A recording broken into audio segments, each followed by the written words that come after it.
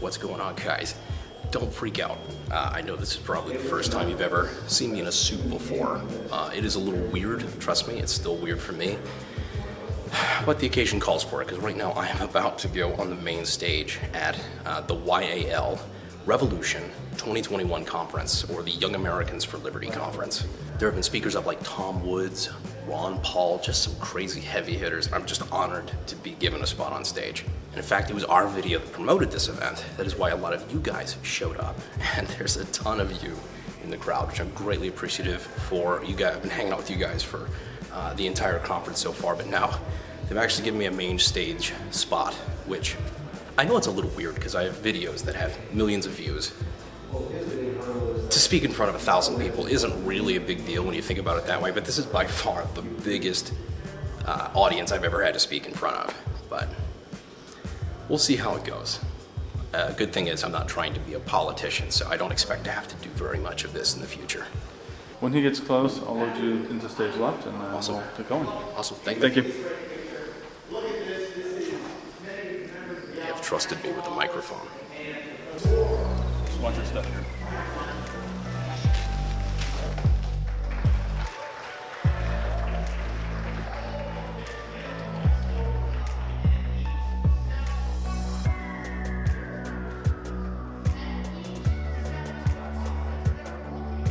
Thank you all, and I'll be excited to talk to you guys later tonight.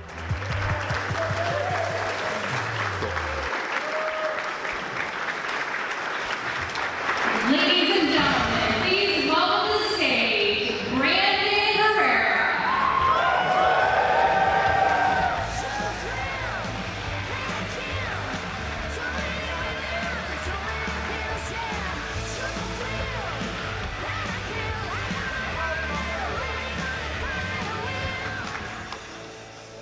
How is it going, Young Americans for Liberty? It's good to be here talking to you guys today. I'm no Dr. Paul, but I'm willing to give it my best shot. Now, a quick question just so I can feel you guys out a little bit. How many of you guys are here today because you watched the channel or you saw my video talking about the event? That's awesome. I love you guys, and I love the fact that I have an army of people like you in my audience who give enough of a shit about what matters to actually show up to something like this. So give yourselves a hand.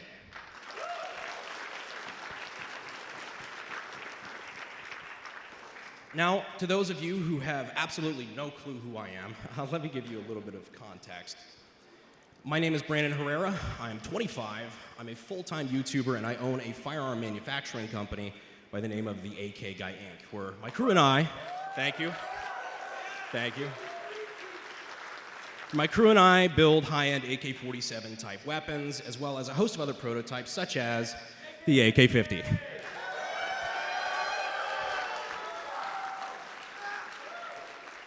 The way that I like to think about it is that I am taking the only thing that communism ever built that worked and using it to make money like a dirty capitalist.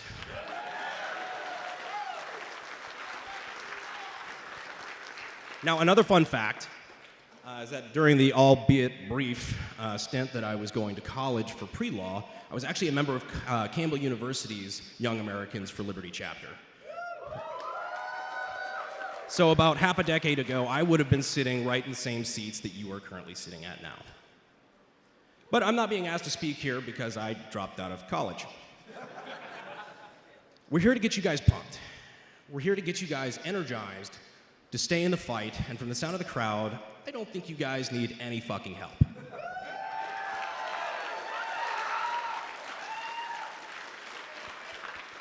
But it's important to remember to keep that energy up, because right now we are in the fight of our lives over the gun rights that we still have in this country, and to preserve them for not only just our generation, but generations to come. We're under especially new threats under this current administration with the geriatric in chief, his appointee for the new head of the ATF, or the AFT. ATF, AFT, whatever he feels like calling it today. I agree, abolish the ATF. but his current nominee for head of the ATF, David Waco Chipman. Despite not being able to even define what an assault weapon is, he's insistent on taking them from average freedom-loving Americans like you and like me. Now, after a lot of thinking about this, especially recently, I came up with a new definition that Mr. Chipman is welcome to use of what an assault weapon is. And my definition is that, Mr. Chipman, an assault weapon is any weapon that you and your thugs use to try to take any guns from me or anybody in this building.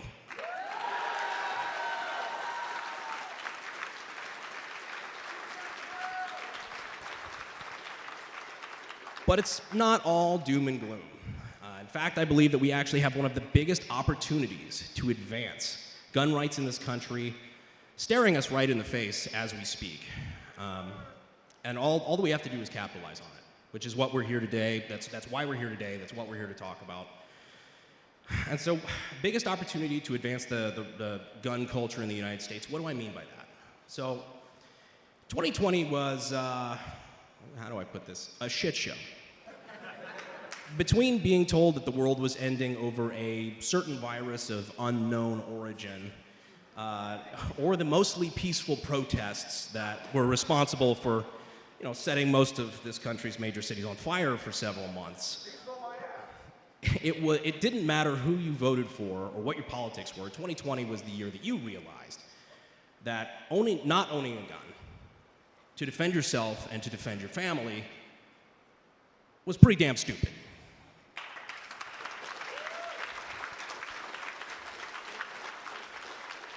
This includes millions of first-time gun owners who were political moderates or even liberals buying guns for the first time for the purpose of self-defense. And this is for the first time in their lives, which is fantastic. Because they correctly realized last year that when the chips are down and things start to actually fall apart, nobody is coming to save you. But that means that now more than ever, gun ownership isn't just for conservatives and libertarians.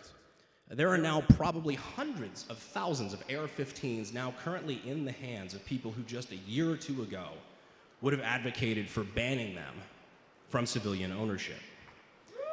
Now that they own one, they get to see what the AR-15 and weapons like it really are. They are not some belt-fed machine gun from Rambo that can chop down a forest, although that would be really cool. It's a modern sporting rifle that is perfectly suited for self-defense, for hunting, for sport shooting, for three-gun shooting, and a whole host of other normal things that people like you and me use them for every single day.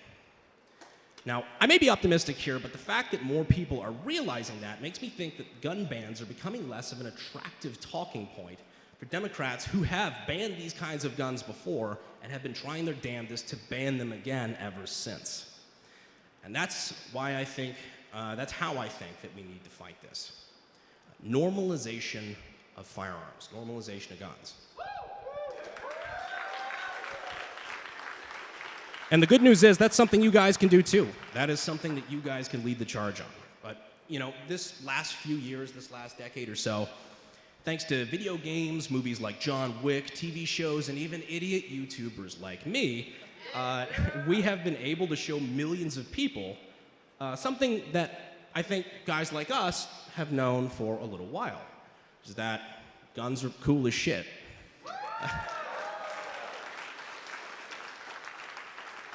You see, you don't have to preach a sermon, right? You don't have to be that guy. You don't even have to say the words Second Amendment to spread a pro-Second Amendment message, to be a pro-Second Amendment advocate. Very rarely does a love for guns come from being pounded with the importance of firearms to fight government overreach and fight government tyranny. Now, all that is true, right? But to somebody who doesn't understand and is afraid of these weapons, just to start with, you sound pretty freaking crazy.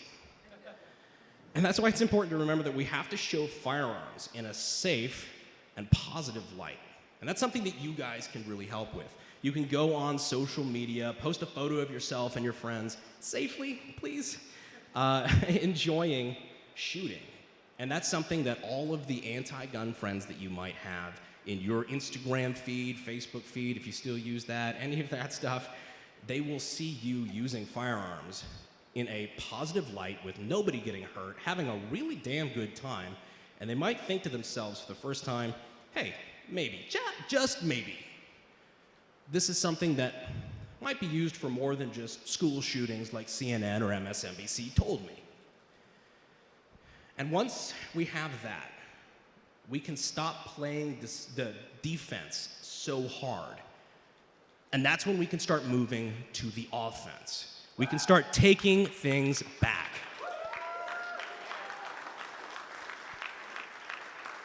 We can start moving and advocating to get rid of unconstitutional gun laws like the NFA and the Hughes Amendment and a whole host of others. We can start getting back to what the Second Amendment was supposed to be and not just clinging on to what little bits that we have left. We also have to remember it is also important that we identify our allies and we don't turn our back on them just for not agreeing with every single thing that you think. And unfortunately, this might be a little bit more relevant recently than I would have liked. But if you think the people who are pro-gun, but maybe not as pro-gun as you are, right, are your enemies, you kind of take that absolutist approach, you should really see the extremists on the other side of the fence. Because those people, there are people out there that not only hate the fact that you own guns, not only do they hate you for owning guns, but they actively wish violence on you for your beliefs. And I'm not kidding about that. For starters, yeah.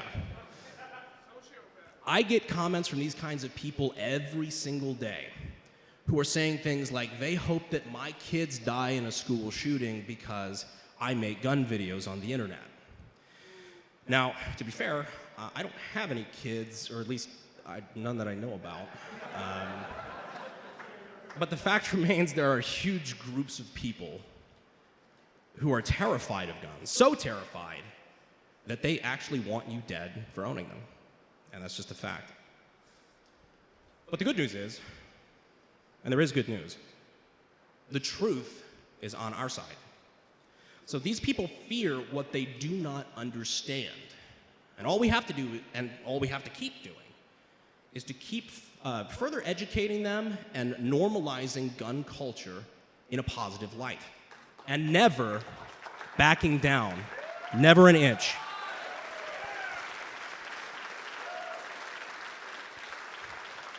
Because you give these people an inch, and like we have seen every single year since 1936, these people will take a mile and a half, and that is something that we cannot let happen. And like I said, once we get to that point where we can stop playing the defensive so much, we start moving on the offensive, and that's fantastic. Watching, concealed carry, constitutional carry start passing in more and more states, it's awesome because for the first time, at least in my life, I have seen pro-gun advocates on a state-by-state basis going on the offensive and kicking ass.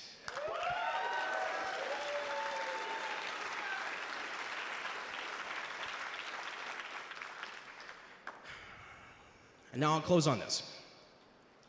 A reminder of basically a phrase that sums all of this up perfectly. The Second Amendment to the United States Constitution reads, "A well-regulated militia," and I'm looking at you, YAL, when I say that, by the way, "a well-regulated militia, being necessary," not a good idea, not a recommendation, being necessary to the security of a free state, the right of the people shall not be infringed. Thank you, guys. God bless.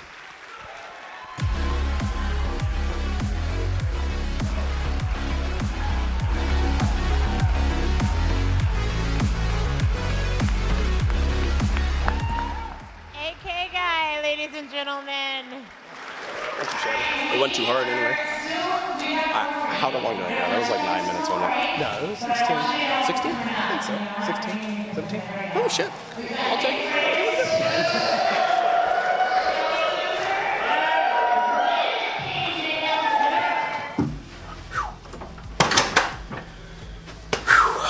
So we are back in the room now. That was absolutely wild.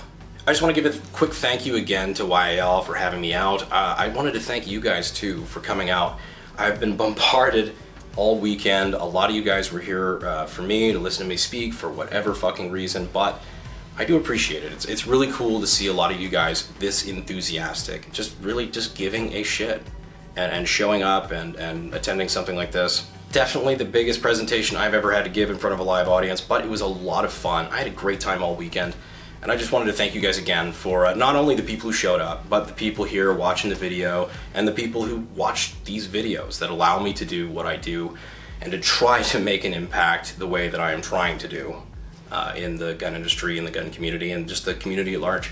But with all the sappy bullshit aside, it is time for me to fucking take off these shoes, the monkey suit, and take a shower and relax a little bit. But anyway, guys, I do appreciate you watching to the end of the video. And as always, I'll see you sexy YouTube mother lovers in the next video. Thanks.